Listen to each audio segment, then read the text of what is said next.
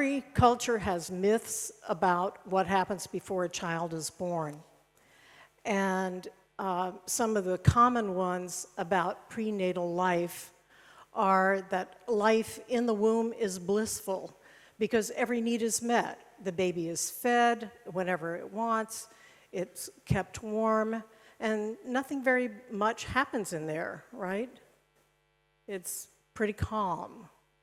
But in fact, we know that development, early development, is disrupted by genetic problems, by diseases that the mother may have, such as syphilis, uncontrolled diabetes, or just getting a bad case of the measles, rubella. Any toxins that the mother ingests or is exposed to also affect the baby's development, whether those are pharmaceutical drugs, smoking, alcohol, or street drugs. The baby's nervous system is undeveloped, and therefore, in a lot of cultures, it is believed that the fetus cannot feel any pain. And because we believe that, sometimes we perform in utero surgeries on these fetuses without any anesthesia. We also believe that the fetus feels no pain. Is incapable of memory. So what does it matter what happens when you're pregnant? Because the baby doesn't know, and even if it knows, it wouldn't remember.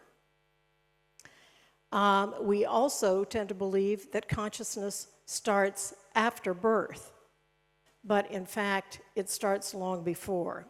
Many cultures believe that it must be normal for babies to be born screaming, but in fact, this does not happen in a lot of traditional cultures, such as African cultures and in Tibet. We consider it normal to perform what we call routine interventions that are actually medically unnecessary, such as amniocentesis or repeated sonograms.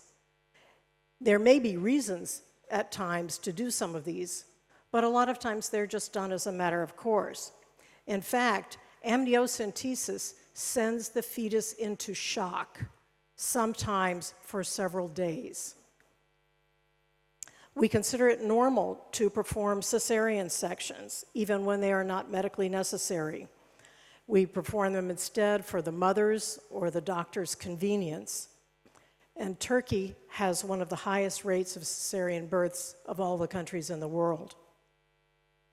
We consider it normal to perform corrective surgery on fetuses in the womb without anesthesia, as I said, and we consider it normal to perform certain surgeries on newborns, especially circumcision, without anesthesia.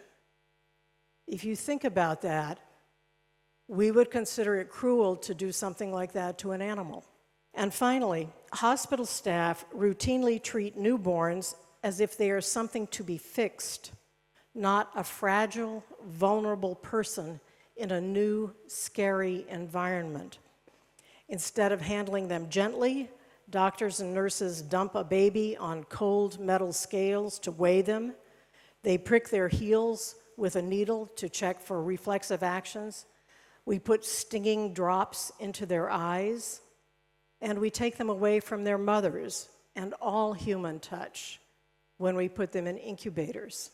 All of these myths are wrong. Fetuses can learn, and in fact, we know that the unborn offspring of animals that we consider far less intelligent than humans can learn. Mollusks can learn, arthropods can learn, amphibians can learn, birds can learn before they are born. The fairy wren, the bird that is shown here on this slide, can learn a song of its parents before it is born. But if you take that fairy wren egg and put it in the nest of another bird species, it will learn that bird's song and not the one of its own. So If these animals can learn prior to birth, how much more can parents learn? Can people learn? By mid-gestation, human fetuses can discern sounds from their ears, not just by vibration. They can perceive changes in light inside the womb. If you go from a darkened room to one that is brightly lit, they can feel changes in pressure, such as if you push on your stomach or if you're having sex. Fetuses can learn simple sequences and respond to their learning with movement by kicking or pushing against the uterine wall. This learning response is the basis for fetal learning programs. Fetal learning programs involve the mothers in multiple activities, especially communication with the child and movement. These fetal learning programs involve the use of sound, such as singing or playing musical notes, using lights, and tapping on the mother's belly for interaction with the mother, or with the father, or with other family members. The way these programs work is that mothers are taught to sing and talk to the child, communicate with the child before it is born. A lot of women feel silly or ashamed to do something like that unless they get specific encouragement. But it has been shown to accelerate language development in children in addition to increasing bonding. By the time the child is at the third trimester, it can learn simple sequences. For instance, if you play two musical notes that are high and then two musical notes that are low, the child will begin to habituate to that. It will learn how that works. And if the next time you play a high note and a low note and a high note and a low note, the fetus will startle because the sequence was not what it expected. And then it can learn the new sequence if that is repeated. The same goes with using a flashlight. If you press a flashlight up to your belly on one side and flash it twice, and then move it to the other side and flash it once, the child will learn the sequence. And if you tap or push at the same time, the child can learn to kick or tap back to you. So you can establish this kind of communication with the baby, whether it's you, the father, or other family members. The benefits of fetal learning programs are significant. Fetuses who have engaged in fetal learning programs have easier births with fewer complications. They have better APGAR scores. This is a measure of the newborn's health. They have better breastfeeding and better bonding with all of the family members, not just the mother. Greater engagement with the father and other members of the family.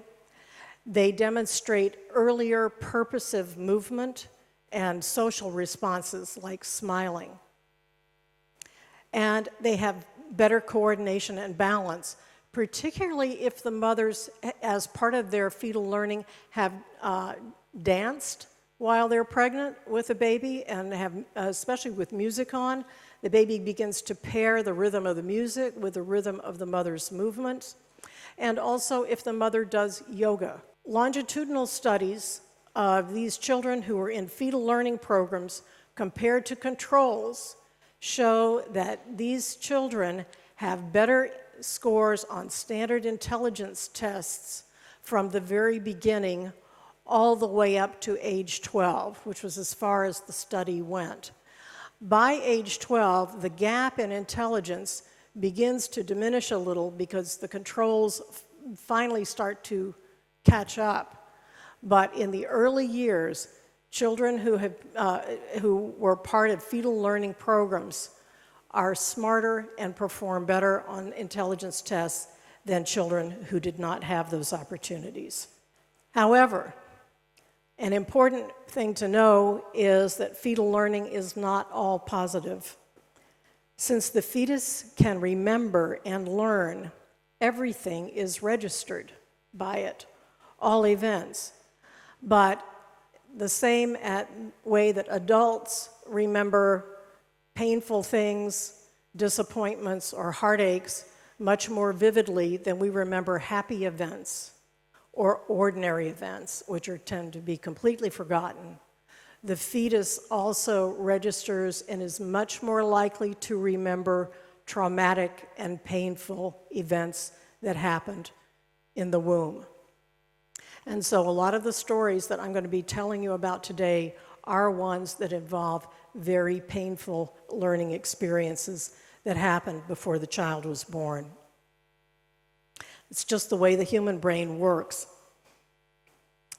So some of the first realization about fetal learning was unintentional, and it was related to trauma. A psychiatrist in a hospital for mentally ill or mentally disturbed adolescent girls happened to notice all these girls had been hospitalized because they had tried to commit suicide multiple times. And what the doctor noticed was that the suicide attempts tended to cluster in a particular month for each girl. One girl might try to kill herself in April, and all of her attempts were around April. For another, it might be December.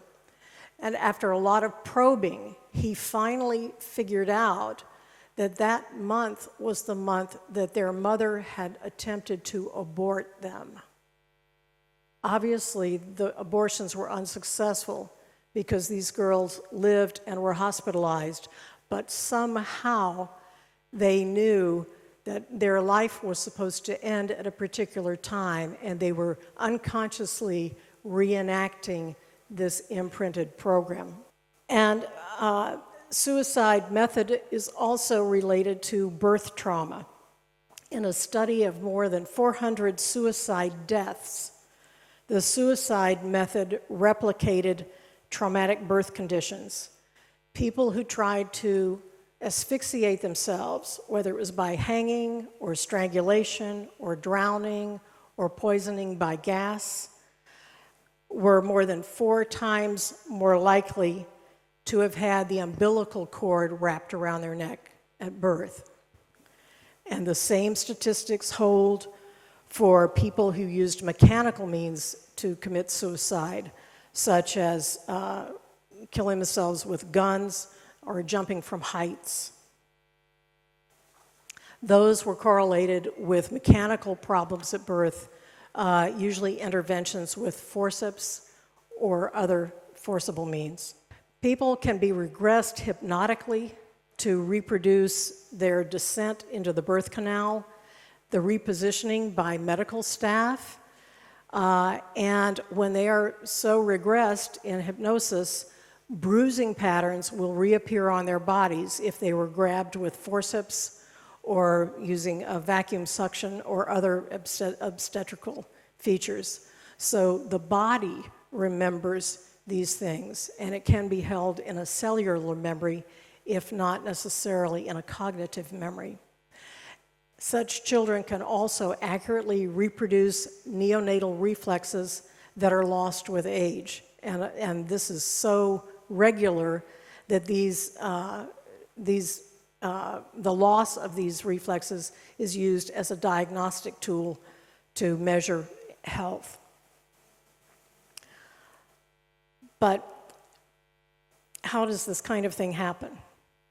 As I said, there are some somatic theories that believe that the fetus holds on to any kind of cellular memory, that it is blank, nothing's happening in the womb, so the fetus is just kind of there floating and blank, but is affected by the mother's biochemistry. So if the mother is stressed, stress hormones flow into the baby.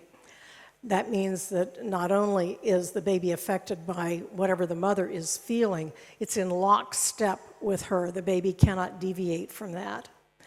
And according to this theory, though, over time, the baby begins to create a sense of self, a sense of me, versus what is not me, like the mother's noxious emotions. You know, I'm in here, I'm just happy, and then suddenly something happens, but it's not about me. It's something that's happening out there. And gradually they realize that's the mom or that's the world. It's not what's me. But how does this form?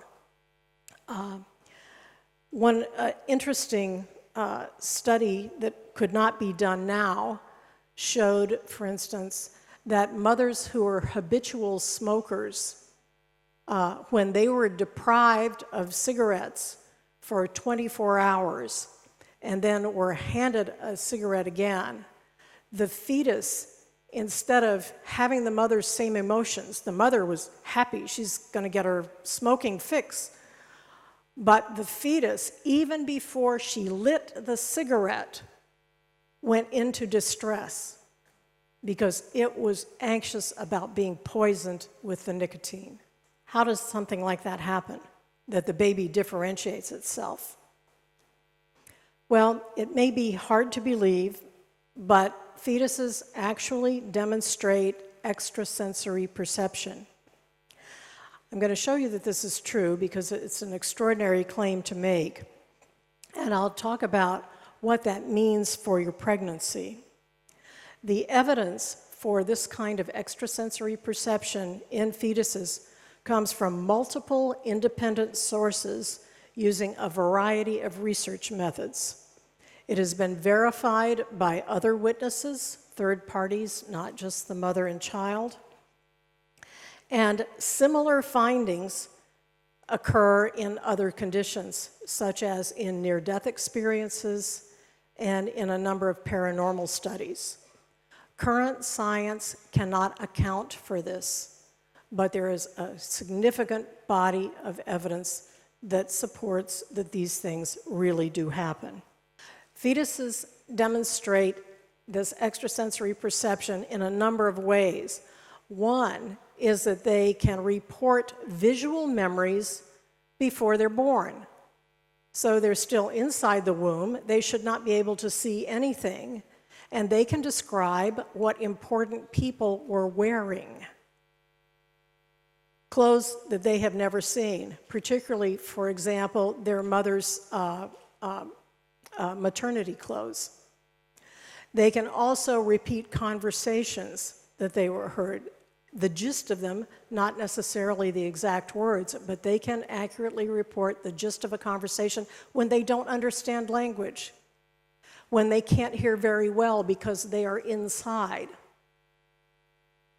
And they demonstrate telepathic knowledge of the feelings of other people present.